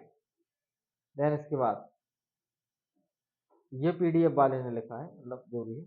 हाँ इसके बाद फिर ऊपर वही आ गया, ये भी चलेगा साथ साथ। उसके बाद वही जो की जो चीज जो मैंने बताई, जैसे यहाँ पे गिरफ्तारी की तारीख, सूचना पत्र वगैरह, इन दोनों को गिरफ्तार किया, आरोप किन किन अपराध में किया, तो ये यहाँ पे देखते जाना। दोष मुक्त कर रहा है तो दोष मुक्त लिखो, दोष सिद्ध कर रहा है तो दोष सिद्ध लिखो, जो भी है, ठीक है। चलो इसके बाद निर्णय, देखो आ गया ना, आज दिनांक घोषित आया, घोषित दिनांक आया ना, बस अपने को क्या करना, डेट नहीं लिखना, निर्णय ऊपर लिख ही दिया। चल इसके बाद ये अभी मैं बताता हूँ थोड़ी देर से, फिर अपन आते हैं और आगे, समझ गए। ऐसे ऊपर लिखना है, नंबरिंग करना है, नंबरिंग करनी मत भूल जाना, नंबरिंग करना भूल गए तो समझ जाना। ये देखो यहाँ पे जजमेंट हो गया खत्म, आ गया यहाँ पे सील साइन आ जाएंगे, ठीक है। देन इसके बाद अब लिस्ट आ गई, आगे लिस्ट, ये वही लिस्ट है जो अपन ने अभी देखी है हैंड रिटन में, या आपके प्रैक्टिकल में, ये गाय में आपके प्रैक्टिकल जजमेंट राइटिंग में जा रही है, ठीक है। ये ये पूरा अपन ने कितने बनाए, ब्लैंक ज्यादा बनाए, लेकिन पूरे बना के आना है, समझ गए, बना के पूरा पैटर्न आना है, कोई छोड़ना नहीं है, ठीक है। अब ये है, अब इसके अलावा इधर बीच में आता है और चीज, इसके बाद 8 पॉइंट और आएंगे, किसके बाद, इसके बाद 8 पॉइंट और आएंगे। अब खोलते हैं अपन मेन जजमेंट, ये समझ में आ गया ना आप लोगों को, देख लिया ना पैटर्न एक बार हिंदी में, यही है सेम पैटर्न चलना है, ऐसा कोई लोड नहीं लेना है, इन टेबलों को बहुत अच्छे से याद करना है बस। बाकी आपका जो पैराना पैटर्न था वो, उस पर अगर आपको पकड़ अच्छी है तो वो भी चलने दो, लेकिन इस पे कोशिश करना कि टाइमिंग के साथ मैनेजमेंट अच्छा सा बिठा पाओ, ठीक है। चलो ये है, और गौर से देख लो जिनको ज्यादा दिक्कत आ रही है, ये है पूरा निष्कर्ष आधार, और यहाँ पे डिटर्मिनेशन पॉइंट, ऐसे डिटर्मिनेशन पॉइंट दर्शाते हैं ना। अभी जब आएंगे अपन आधार निष्कर्ष, जो आपके विचारणीय प्रश्न पे, जिन पे हम बात करेंगे पूरे जजमेंट में, कि 257 457 लगना चाहिए कि नहीं, 380 लगना चाहिए कि नहीं, क्यों लगेगा कि नहीं लगेगा, वो सब इस पे डिस्प्यूट करते हैं अपन, ठीक है। चलो आ जाओ, वापस जाते हैं।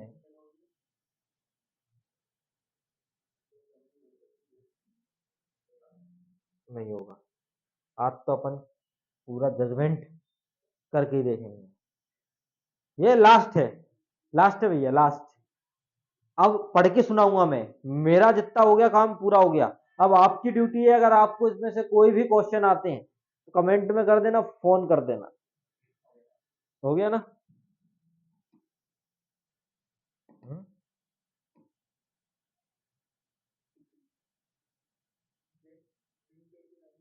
हम्म।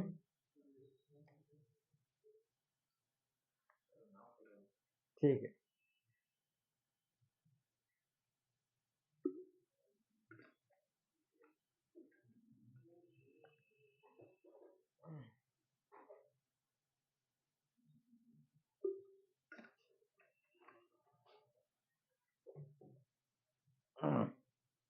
यस, देखो ऐसे ही लिखा ना मैंने भी, है ना? अब एक ऐसे ही लिखना, गोला मत बनाना, है ना? जैसा लिखा है, अपन कुछ भी गलती नहीं करेंगे। अब ऊपर आएगा आपराधिक प्रकरण क्रमांक और 2016 जो भी है, 2007, ये वाली चीजें आएगी। देन इसके बाद अब रीड करो बड़े शिद्दत से, शिद्दत से करो। और इसका क्या बनाना है? शॉर्ट फॉर्म में बनाना है, हर चीज का शॉर्ट फॉर्म बनाना, तब जाके आपको याद आएगा। क्या लिखा है, पढ़ो। कि अभियुक्त के विरुद्ध 457, 380 भारतीय दंड संहिता के अंतर्गत इस आशय का आरोप है कि उन्होंने दिनांक 24/8, 24 है कि 25 है, 24/8/2007 को रात्रि लगभग 9 बजे जगदेव तालाब के पास स्वयं के सामान्य आशय के अग्रसर में। अब बताओ ये क्यों लिखा मैंने? सामान्य आशय के अग्रसर में स्वयं के, इंटेंशन तो होना चाहिए या नहीं होना चाहिए? हाँ, होना चाहिए। विदाउट इंटेंशन के कैसे काम? क्योंकि चोरी करने के लिए मैंने क्या बोला? Dishonest intention. तो अब जब तक वो प्रूफ नहीं होगा, जब तक चोरी कैसे प्रूफ कर लोगे? हो पाएगा? आप मेरे सामने हो, मैं आपकी सामान दुकान पे सामान खरीदने आया, ठीक है? अब ये मुझे लग रहा है कि मुझे यार उठा लेनी चाहिए, और आप मेरे सामने हो, मैंने बोला देखो उधर, और आपने झट से पटका, मैंने फटाकर। अब ये क्या है? चोरी है कि नहीं है? वापस रख दिया मैंने, चोरी है नहीं है? अरे चोरी है, मूवमेंट आ गया ना, मूवमेंट आ गया, चोरी है, चोरी है, चोरी है, चोरी है। सेम ऐसे ही आपको पहचानना है इनकी भी। तो सामान्य ऐसा क्या अग्रसर में दुकान का दरवाजा या ताला तोड़कर, मैंने ऐसा क्यों लिखा होगा? ये प्रजम्पशन पे चला मेरा जजमेंट, क्यों लिखा? क्योंकि या तो दरवाजा तोड़ा होगा या तो ताला तोड़ा, क्योंकि बंद तो तभी कहलाएगा। हमारे यहाँ तो बंद का मीनिंग ये होता है, सबके यहाँ बंद का मीनिंग ये होता है। ताला डाला मतलब बंद, दरवाजा लगाया मतलब बंद। ठीक है, तो ताला तोड़कर उसकी सम्मति के बिना, देखो ये पूरे चोरी के एसेंशियल कंटेंट आ रहे हैं। किसके एसेंशियल कंटेंट है? डिसऑनेस्ट इंटेंशन, सम्मति के बिना, अधिपत्य से, पजेशन, पजेशन में से 2 ग्राउंड बेईमानी पूर्वक ले गया, तो ये चोरी हो गई। हो गई कि नहीं हो गई? अब इसमें ये बताओ 457 कैसे प्रूफ हो गई? 380 के बारे में लिखा मैंने। क्या है, जब हम सिनॉप्सिस बनाते हैं जजमेंट राइटिंग की, मतलब शॉर्ट में, जैसे आपको पता चले कि फर्स्ट पॉइंट में यही चीज लिखनी है, तो फर्स्ट पॉइंट में हम क्या लिखते हैं? फर्स्ट पॉइंट में हम लिखते हैं चार्ज। क्या लिखते हैं? Charge plus essential content. मतलब ये दोनों जो लगाए हैं, इनके एसेंशियल कंटेंट, इसका एसेंशियल कंटेंट कहाँ है? 457 का रात को, रात को, रात को ये यहां से आएगा। रात को दरवाजा तोड़कर क्या करा? घुसा इधर तक, ये 457 प्रूफ हो गया। अब जब चोरी प्रूफ करना है तो ये यहां से आएगा 380 का। कहां से? यहां से, इसकी सहमति के बिना। एक तो मूवमेंट हुआ, विदाउट कंसेंट हुई, उसके पोजीशन से हुई, डिसऑनेस्ट इंटेंशन हुआ। हुआ कि नहीं हुआ? हो गया ये सब चीजें क्लियर? चलो आगे बढ़ते हैं, आप कहानी के आगे बढ़ते हैं। चलो, इस प्रकरण में कोई विवादित तथ्य है क्या? ये दूसरा पॉइंट होता है। अनडिस्प्यूटेड मैटर, डिस्प्यूटेड मैटर, विवादित तथ्य, अविवादित तथ्य, अगर कोई है, विवाद वगैरह हुआ है तो लिखो, नहीं है तो मत लिखो। मतलब यहाँ पे लिखना है विवादित तथ्य है या अविवादित तथ्य। अविवादित तथ्य नहीं है इसका मतलब विवादित है ना? उनने बोला चोरी करी, उनने बोला नहीं करी, उनने बोला आयो ने ऐसा बोला, उनने बोला नहीं बोला, आयो ने मनगढ़ंत कहानी बनाई, उनने बोला नायब तहसीलदार ने आइडेंटिफिकेशन की, उनने बोला नहीं करी, उन्होंने बोला हमने एफआईआर करी, वो बोला 4 दिन बाद एफआईआर करी। तो मतलब इसमें विवादित तथ्य है, अविवादित तथ्य नहीं है, विवादित तथ्य है। तो अपन ने लिख दिया। दूसरा पॉइंट में आता है अनडिस्प्यूटेड मैटर, डिस्प्यूटेड मैटर, जो भी हो वो लिखना है। देन इसके बाद तीसरे पॉइंट में आता है समरी। क्या आती है? समरी। अगर चलो इसको नहीं देखो, आप मन में सोचो क्या क्या हुआ था। सोनिया बोलो क्या क्या हुआ था? आओ, ठीक है,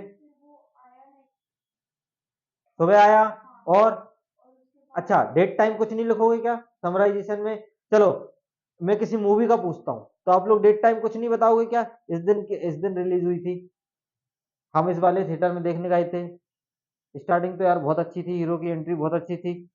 तो यही सब तो ऐसे में लिखना है। क्या लिखना है? यही लिखना है। 29/7/2000 को सिटी कोतवाली में लिखित आवेदन प्रस्तुत किया था जिसमें उल्लेख किया गया था कि यह भैया गंगा ऑटो मोटर पार्ट्स के मोटर पार्ट्स दुकान के लगभग रात्रि 9 बजे बंद करके मैं अपने घर चला गया और दिनांक इतने तारीख को फिर वापस में आया, इतने तारीख को मैं वापस आया तो मैंने पाया कि भैया मेरे फैले हुए थे जीएन कंपनी के 2 ग्राउंड 7,000 रुपए के। ये पूरा लिख दिया, अपन को समझ में आ गया। और अज्ञात व्यक्ति के खिलाफ अपराध क्रमांक दर्ज हुआ। किसके खिलाफ? अज्ञात व्यक्ति के खिलाफ। और आवश्यक अनुसंधान के दौरान अनुसंधान अधिकारी ने मौका नक्शा किया और अभियुक्त का प्रकटन कथन 161 सीआरपीसी 161 में चलता है ना, वो पता ही है आपको। तो ठीक है, 2 ग्राउंड जब्ती और गवाहों के समक्ष बनाए। गवाहों के समक्ष दो के नाम नहीं लिखना अभी, क्योंकि ये समराइजेशन है। अपन ऐसे ही बोलते हैं, हीरो हीरोइन के नाम लिख दिए, बाकी पता नहीं यार, 2-3 और थे लेकिन मस्त एक्टिंग करी उन लोगों ने। तो यही है। किसको लेके थी? अरे वो बैंग बैंग मूवी आई थी ना, वो क्या बोलते हैं उसको, हीरे को लेके, है ना, उसको चुराने के चक्कर में। तो ऐसे ही अपन ने 2 करोड़ का बोल दिया, रेट कितना करोड़ों में था यार। तो ये मतलब अगर आप किसी भी समराइजेशन को समरी को समझो ना तो आप अच्छे से लिख पाओगे, ठीक है। लेकिन पूरा छापना नहीं है, लगभग 4 या 5 लाइन बहुत हो जाती हैं। बल्कि मेरा मानना तो मैंने तो ज्यादा ही लिख दिया, 4 लाइन बहुत है। कितनी लाइन? 4 लाइन। चलो दूसरा आ गया, जो अभियुक्त के घर पे बरामद हुए, ये भी लिख दिया। उसी के स्टोरी में है। अभियुक्त के घर से बरामद हुए और साक्ष्यों के कथन अभिलिखित किए जाने के पश्चात दंड प्रक्रिया संहिता की धारा 173 के 2, मतलब क्या है, ये फाइनल रिपोर्ट है, पुलिस ने इन्वेस्टिगेशन किया और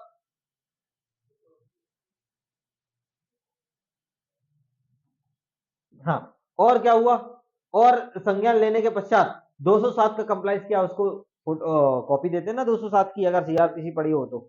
ये सेक्शन का यूज अगर नए पैटर्न पे जाओगे, मतलब अगर नए सीआरपीसी जो अभी आपकी न्यायिक सुरक्षा संहिता जिसको बोलता है, जब एनफोर्स होगी, जबकि जब अभी तो याद रखो इन सब चीजों को। और 190 के बी के अनुसार कंप्लेंट पे कॉग्निजेंस लिया ना, पुलिस रिपोर्ट पे लिया क्या? कि पुलिस रिपोर्ट पे था, लिखित आवेदन दिया, कंप्लेंट की थी, तब जाके एफआईआर हुई, एफआईआर पे कॉग्निजेंस ले लिया। तो 1 और 91 और इसका सबका यूज हो जाएगा। तो चौथा पॉइंट देखो, चौथा पॉइंट तीसरे में आ गया आपका समरी। चौथे पॉइंट में क्या आएगा? इनकी सुन ली, अब तुम अपनी भी सुनाओ। कौन सुनाओ? डिफेंस साहब। तो डिफेंस के आएंगे आप। अभियुक्त को पढ़कर सुनाया गया, हिंदी में समझाया गया था। अभियुक्त ने अपने अभिभाग में उक्त आरोप का मना किया, क्या किया? प्रत्याख्यान किया, डिनाई किया और विचारण की मांग की कि सर मैं दोषी नहीं हूं, आप तो ट्रायल कीजिए। आप क्या कीजिए? ट्रायल। तो मन से भाषा आ रही है, आपको बार बार रीड करने से आएगा, प्रैक्टिकल जजमेंट जितने ज्यादा देखोगे उससे आएगा, ऐसे पढ़ाने से नहीं आएगा, ठीक है। इसके बाद विचारण की मांग की अभियुक्त ने, और आप लोग किताब ले लो, के भारद्वाज ले लो, रोबिनजीत सिंह ले लो। आप बार बार उनको पढ़ोगे तो आपकी लैंग्वेज जो पकड़ बनेगी वो बनेगी, है ना। ये ले लो तब काम में। के भारद्वाज, रोबिनजीत सिंह, और दो तीन और आती हैं, अगर अच्छी मार्केट में मिले, एक जयंत की आती है, वो के भारद्वाज। अभी इनिशियल बेसिस पे अगर सीखना है तो वो, नहीं तो रविंद्र सिंह तो टॉप पे है इंग्लिश में, हिंदी में यही है ना, रविंद्र सिंह टॉप पे। उसमें लॉ के बारे में जो एनालाइज करते हैं ना वो विथ केस लॉ, वो उसमें ज्यादा अच्छा है, क्योंकि भारद्वाज में ऐसा कुछ देखने मिलता नहीं है ज्यादा, है ना। लेकिन ठीक है, आप केके भारद्वाज से भी पढ़िए, रोबिनजीत सिंह, जितने आप जितनी बुकों से पढ़ोगे ना आपका जजमेंट उतना शार्प होगा, और मेन चीज प्रैक्टिकल जजमेंट जितना ज्यादा पढ़ोगे उससे तो और ज्यादा शार्प होगा। ठीक है, आ जाओ आगे बढ़ते हैं। 313 के कथन हो गए ना इनके। बचाव में बोला कि भैया इन्हें रंजिश से समाया, कुलदीपक ने रंजिश के कारण झूठा फंसाया। आगे देखो, मैं भी गलती करता था, लेकिन ज्यादा बड़ा हो जाए तो अपन ने काट के फिर आगे बढ़ते थे। ये गलतियों से सीखना है। क्या अभियुक्त ने दिनांक 19, पहला क्वेश्चन डिटर्मिनेशन फैक्ट आ गया। इस प्रश्न में विचारणीय तथ्य, ये 5वें पॉइंट पे आता है। किस पॉइंट पे आता है? 5वें नंबर पे आता है। ये याद रखना, पहले में समरी, दूसरे में डिस्प्यूटेड फैक्ट, तीसरे में आपका पहले में चार्ज और एसेंशियल कंटेंट, प्लेस टाइम एक और जजमेंट। एक बार डेट प्लेस टाइम लिख दिया तो दोबारा नहीं लिखना है। जिस चीज को एक बार लिख दिया, दोबारा रिवीजन नहीं होना चाहिए उसका। अननेसेसरी टाइम वेस्ट, अननेसेसरी आपका सभी चीज। इसमें गलत लिखा था ना मैंने, गलत लिखा। ये तो मुझे अकेला ये अपन या तो यहाँ पे लिख दो, ये तो वो है डिस्प्यूटेड मैटर है, ये तो इन पे तो लिखना पड़ेगा, आपको बताना पड़ेगा कि वास्तविकता में हमें दिक्कत कहाँ है। हमें दिक्कत ना 4 दिन वाली उस पे है ना। देखो क्या लिखा है कि भैया सूर्योदय के पूर्व, सूर्यास्त के पहले। क्योंकि जब हम 457 पढ़ते हैं तो हम रात्रि कब मानते हैं? उसमें जो एसेंशियल कंटेंट पे जब आप जाओगे 457 के, अब इसमें खुला नहीं है इसलिए, नहीं तो कल बता देता मैं। इसमें लिखा है कि अभियुक्त का दिनांक 19/7 को लगभग 9 सूर्योदय के पूर्व और सूर्यास्त के पश्चात जगदेव तालाब में स्थित दुकान पे तालाब दरवाजा तोड़कर रात्रो ग्रह वेदन और रात्रो प्रचंड रात्रि ग्रह वेदन अत्याचार करने के आशय से किया गया। ये जो लाइन है सूर्योदय के पूर्व और सूर्यास्त के पश्चात, ये लिखना ही है। क्योंकि क्यों लिखना है? क्योंकि 457 में एसेंशियल कंटेंट में ये आता है, तभी एक चार्ज चार्ज लगेगा, क्योंकि आप जज हो पुलिस टाइम। रात्रि ग्रह वेदन मानोगे कैसे? सूर्यास्त के बाद और सूर्योदय के पहले वाला, तभी तो रात्रि ग्रह वेदन है। और प्रचंड रात्रि ग्रह वेदन मतलब चोरी छुपके, चोरी छुपके। चलो आगे बढ़ते हैं। आप दूसरा क्वेश्चन आपको क्या लग रहा? पहला तो क्वेश्चन यही था कि 457 लगाऊं कि नहीं लगाऊं।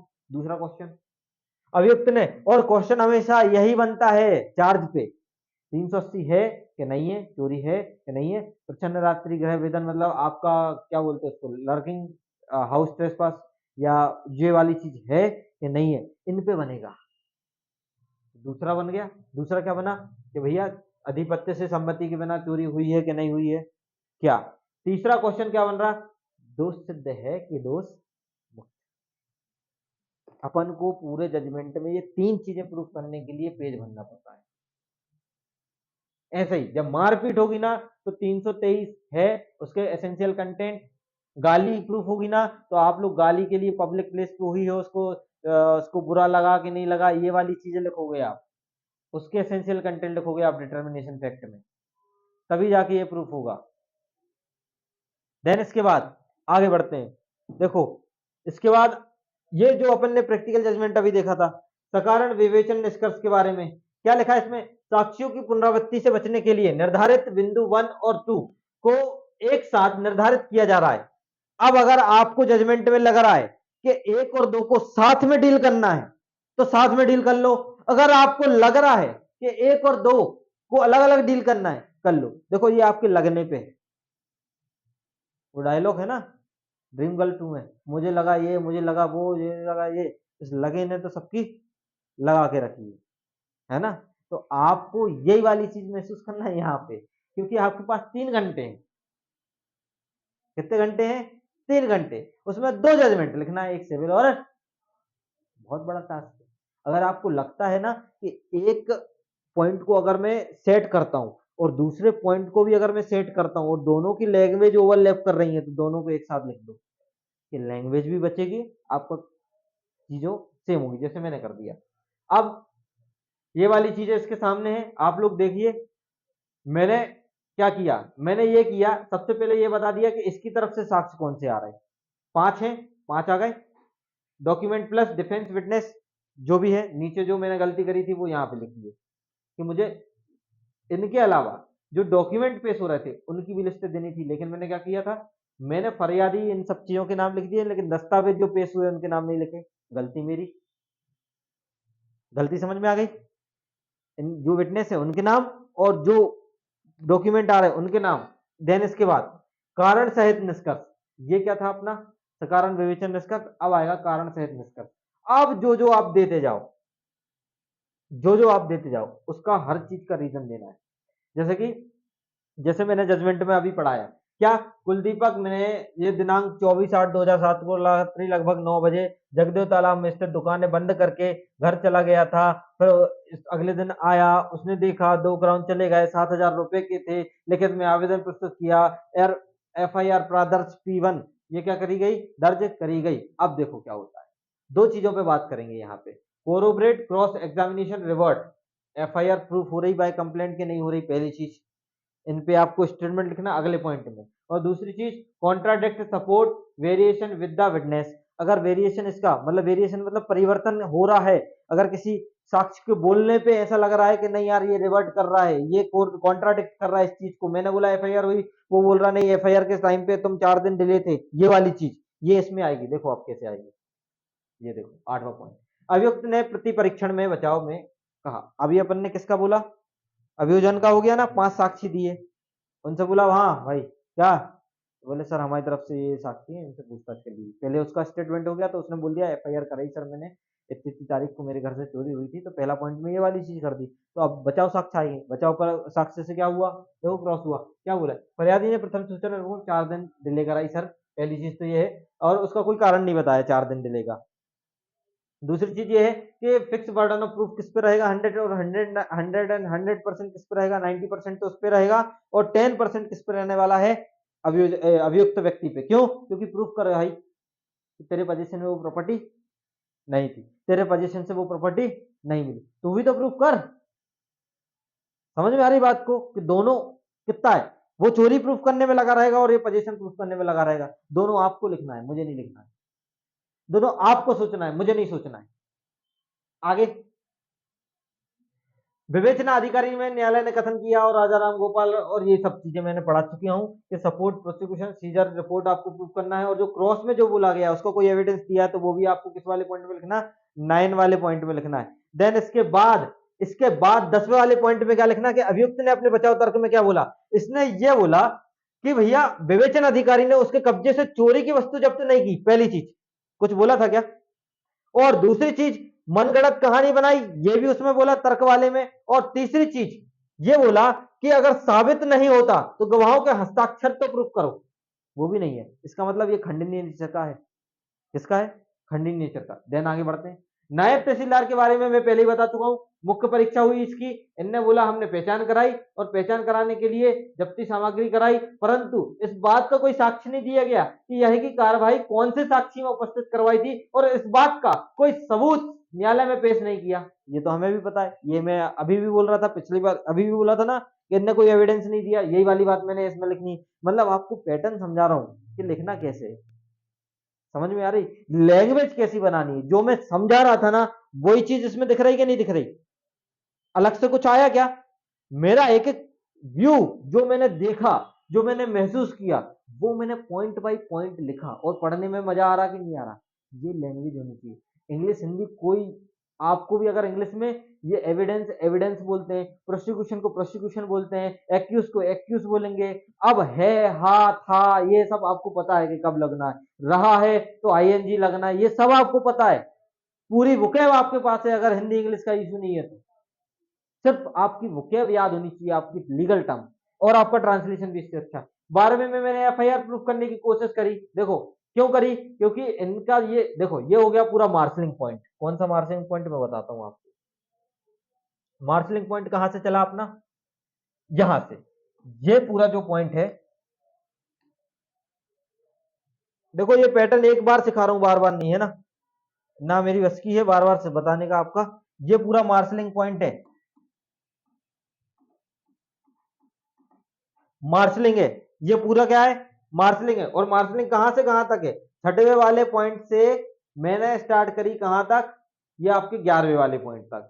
अब यहां से अब प्रूफनेस स्टार्ट हो जाएगी वापस, FIR से चले थे ना, FIR से चले थे ना, किसने क्या कहा, किसने क्या कहा, इनके हमने बोल दिया, इनने ऐसा कहा, इनने ऐसे स्टेटमेंट करे, इनने रिवर्ट किया लेकिन कोई साक्ष्य नहीं दिया, इसलिए ये क्या है, रिवर्टेबल नेचर की। इनने ऐसा कहा, इनने डॉक्यूमेंट नहीं दिए, इसलिए हम क्या मानेंगे, इनको रिवर्टेबल मानेंगे, बस बात खत्म। लेकिन अब प्रूफ करने का समय आ गया। अब प्रूफ कैसे होगा, पढ़ते जाओ। किस प्रकरण में एफआईआर स्पष्ट है, चोरी की अपराध कारित हुआ है, इस संदर्भ में अभियुक्त ने कोई साक्ष्य प्रस्तुत नहीं किए, इसलिए स्पष्ट होता है कि एफआईआर साबित हो गई। उसने साबित करने कोई दिया है, कोई एविडेंस कि एफआईआर को कॉन्ट्राडिक्ट कर दें, हम एफआईआर रिवर्ट कर दें, एफआईआर को खारिज कर दें, ऐसा कोई साबित है नहीं, हमने साबित माना। क्यों? और एफआईआर प्रूफ कैसे हुई, by complaint, by complaint proof हुई। दूसरा, तेरा ये बोला कि चोरी की संपत्ति का प्रश्न यह है कि अभियोजन पक्ष में अभियुक्त के घर पे सामान जब्त किया गया और इस बात का कोई गवाह प्रस्तुत नहीं किया गया कि अपराध साक्ष्य क्रमांक दोनों पक्षद्रोही हो गए और आधार पर जब्ती साबित नहीं हो सकती। पहली चीज, पक्षद्रोही अगर हो गए तो इनके आधार पर जब्ती साबित नहीं हो सकती क्या, पहली चीज। आगे पढ़ो। अब जब्ती साबित नहीं हो सकती, हाँ, जब्ती साबित नहीं हो सकती, अतः अभियुक्त के बचाव पर उसके घर में होने से इंकार किया गया और उसको साबित करने का भार है कि अभियोजन पक्ष पर है। परंतु एक भारतीय साक्ष्य अधिनियम की धारा 153 के अंतर्गत सुसंगत तथ्य के संदर्भ का मामला उच्चतम न्यायालय द्वारा प्रतिवादित किया गया और साबित किया गया कि अभियोजन पक्ष और अभियुक्त को जो युक्ति संदेह से परे हैं, स्वरूप सकारात्मक जो 5 सिद्धांत है, स्वर्णिम सिद्धांत जिसको बोला जाता है, वो उसके बारे में बात करता है। देखो, मैंने एक केस ऐसा आपको लिखने का पैटर्न बता रहा हूं, क्योंकि अगर आपको डिफेंस लेना है ढंग से डिफेंस लेना है तो आपको केस लिखना पड़ेगा आपकी जजमेंट राइटिंग में, और वो आपको याद होना चाहिए। ये भी ढूंढ के लिखा, क्यों? क्योंकि हॉस्टाइल हो गया। अब हॉस्टाइल हो गया तो जब्ती कैसे प्रूव करेंगे? फिर हमें 5 स्वर्णिम सिद्धांत शरद वर्धी चंद्र शारदा वाले केस में है और उसमें लिखा गया 5 ये सिद्धांत है। आपको ये वाला जजमेंट में भेज दूंगा। देन इसके बाद जमानत पर रहा हो गया, ये वाली चीज, ये वाला जो पूरा ये वाला बहुत इंपॉर्टेंट पॉइंट है, शरद वर्धी चंद्र वारदा वाला, जो आपको हॉस्टाइल विटनेस के बारे में बात करता है। इसी से आपका प्रूफ हो जाएगा जब्ती। ठीक है, इसके बाद ये वाली चीज आपको पता ही है, जमानत पर रहा होगा, मुचलके पर छोड़ा गया, प्रश्न को सुनने के पश्चात ये सजा सुनाई गई, 248 वाला। ठीक है, इसके बाद ये ये जो पॉइंट है ना, 1 2 3 4 5, ये वाला तो आ गया। ठीक है, जमानत में निरस्त कर गया, ये वाला। ये अभी हम लिखते थे कैसे, ऐसे। अब आ गया वो सीधा सीधा किस में आ गया, टेबल में। कैसे आ गया वो, टेबल में आया ना, ये वाला फॉर्मेट, ये 428 वाला, कंपनसेशन वाला, जुर्माना वाला, दिखा ना सब कुछ टेबल में। ये वाला, ये भी टेबल में दिखा, ये वाला, ये भी टेबल में दिखा, दिखा कि नहीं दिखा? तो ये सब लास्ट में आएगा। और क्या बचा, हो गया, डन। क्लियर? तो भैया आशा करते हैं कि जजमेंट आपको समझ में आया होगा, और अगर समझ में आया होगा तो लाइक करें, शेयर करें, सब्सक्राइब करें। लास्ट में अब बोल रहा हूं क्योंकि मुझे चाहिए लाइव सब्सक्राइबर, जिससे मैं लाइव आ सकूं। आपके सपोर्ट से मैं लाइव आऊंगा तो फिर आपको ज्यादा क्या मिलेगी, सुविधाएं मिलेंगी। ठीक है, चलिए, नमस्कार, शुक्रिया, धन्यवाद, और जुड़े रहिए ड्रीम जुडिशरी इंदौर के